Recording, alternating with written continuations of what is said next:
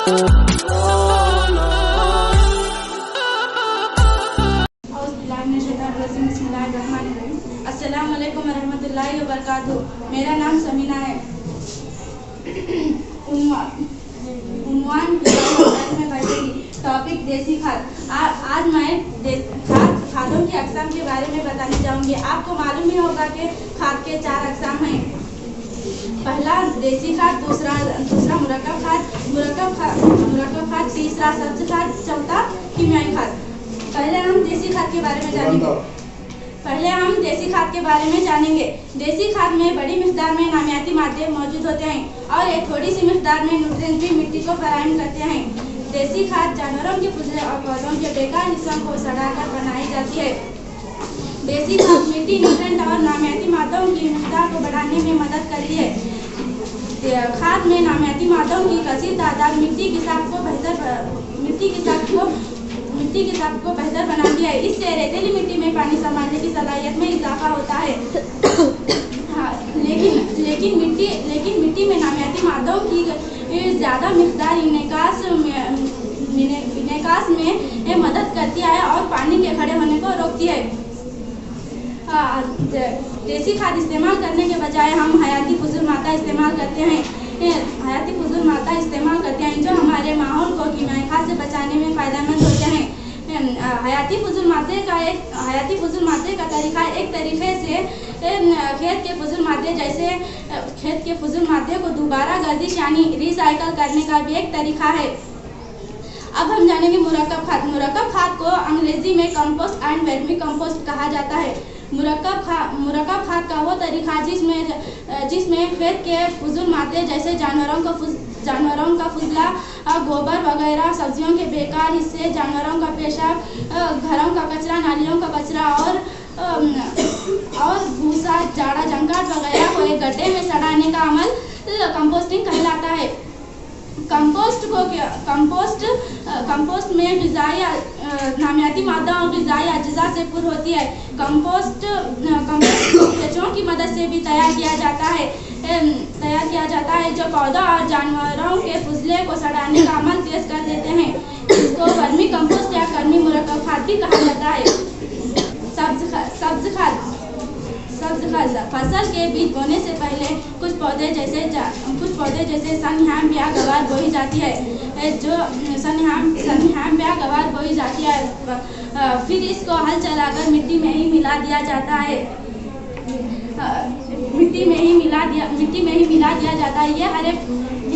ये हरे पौधे इस तरह से सब्ज़ खाद में तब्दील हो जाते हैं जो मिट्टी में नाइट्रोजन और फास्फोरस की मिक़दार में इजाफा होता है। कीमियाई खाद तिजारती तौर पर तैयार किए गए पौधों के न्यूट्रिएंट्स हैं। कीमियाई खाद पोटेशियम, नाइट्रोजन, फास्फोरस और पोटेशियम मुहैया करवाती है। इसका इस्तेमाल नमू पजीर हिस्से यानी पत्तियां, शाखें और फूलों की अच्छी नशोनुमा को यकीनी बनाने के लिए होता है। जो सेहतमंद पौधा तैयार करता है। कीमियाई खाद आला कीमत यानी हाई कास्ट की खेती की बेहतर पैदावार के लिए एक आमिल है। कीमियाई खाद मुनासिब खुराक और वक्त के लिहाज से एहतियात के साथ इस्तेमाल करना चाहिए और मुकम्मल इस्तेफादा करने के लिए इस्तेमाल करने से काबिल और बाद में ली जाने वाली एहतियात का मुशाहिदा करना चाहिए। मिसाल के तौर पर कभी कभी ज़्यादा आबपाशी की वजह से कीमियाई खाद बह जाती है। इस तरह से वो पौधों में पूरी तरह से जज्ब नहीं हो पाती। ये ज़ायद खाद पानी में आलूगी पैदा कर देती है। अब हम नामियाती काश्त के बारे में जानेंगे। नामियाती काश्त का वो निज़ाम है जिसमें कीमियाई खाद कम से कम या नफ़ी के बराबर कीमियाई खाद बोटी किस कीड़े मार दवा की तरह इस्तेमाल होते हैं और जिसमें ज़्यादा से ज़्यादा नामियाती खाद का इस्तेमाल होता है। फसल के अच्छे होने के लिए हमें फसल को पानी की बहुत ज़रूरत होती है, इसीलिए हम आबपाशी के बारे में जानेंगे। हिंदुस्तान में ज़्यादातर ज़राअत बारिश पर मुनहसर होती है, यानी ज़्यादातर इलाकों में फसल की कामयाबी का इन्हिसार फसल के ज़माने के वक्त पर मानसून और काफ़ी बारिश होता है। लिहाजा ये खराब मानसून फसल के तबाह होने की वजह बन सकता है। फसल के पकने के दौरान सही वक्त में पानी की फराहमी को यकीनी बनाने से किसी भी फसल का मुताखा पैदावार बढ़ जाता है। लिहाजा काश्तकारी की ज़्यादा से ज़्यादा ज़मीन को आबपाशी के लिए इक़दामात इस्तेमाल किए जाते हैं। हिंदुस्तान में पानी के वसी ज़राए और बहुत मुख्तलिफ आबो-हवा है। इन हालात में काबिले काश्त की ज़मीनों को आबपाशी करने के मुख्तलिफ तरीक़े हैं।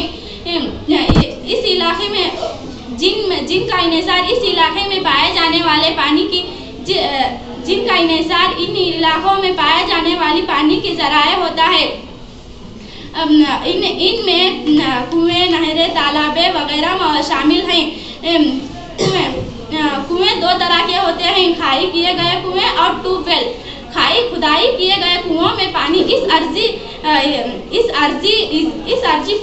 अर्जी परत में मौजूद होता है जहाँ पानी मौजूद होता है।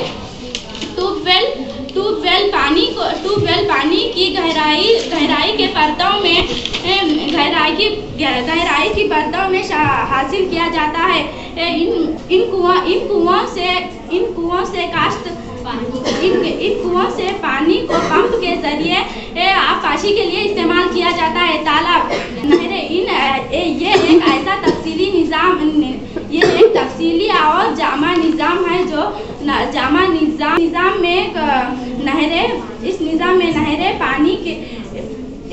में पानी के एक या दो से ज़्यादा फसलों को पानी पहुंचाया जाता है। तालाब ये एक पानी को जमा करने का छोटा सा ज़ख़ीरा है।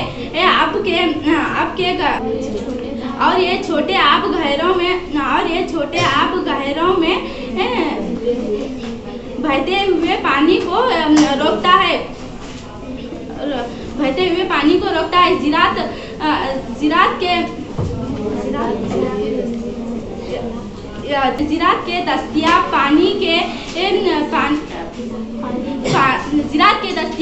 में इजाफा करने से ज़्यादा इक़दामात में बारिश का पानी ज़ख़ीरा अंदोज़ी और पंदहारों से करना है। इसमें छोटे चेक डैम बनाना शामिल है जो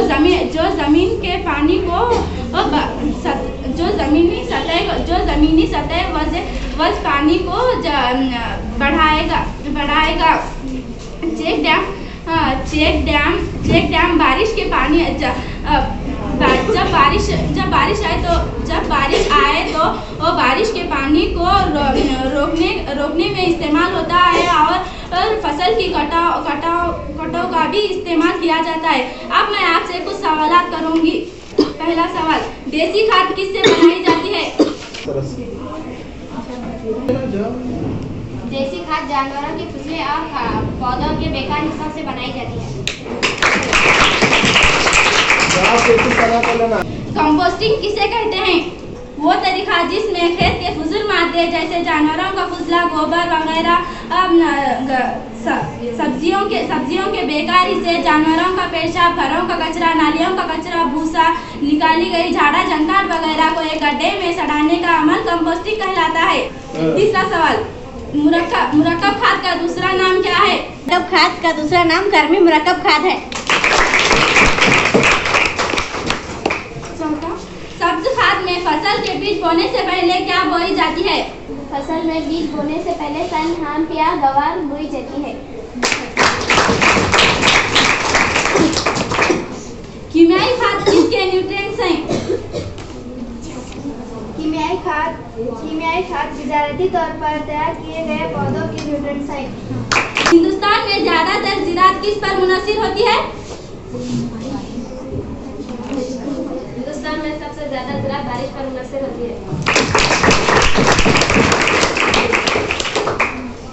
आबपाशी करने के लिए इनमें क्या क्या शामिल हैं? इनमें कौन से ज़राए शामिल हैं? कुएं, नहरें, तालाब वगैरह। कुएं दो तरह के होते हैं, बताइए कि वो कौन कौन से हैं? खाली किए हुए कुएं और ट्यूबवेल खुदाई की कुएं। खाली किए हुए कुएं और ट्यूबवेल खुदाई की कुएं। पानी जमा करने के छोटे जखीरे होते हैं और ये छोटे आब धारों के बहते हुए पानी को रोक लेते हैं। ये आबपाशी करने का कौन सा जरिया है? तालाब। इतना कहकर मैं अपना सेमिनार खत्म करती हूँ।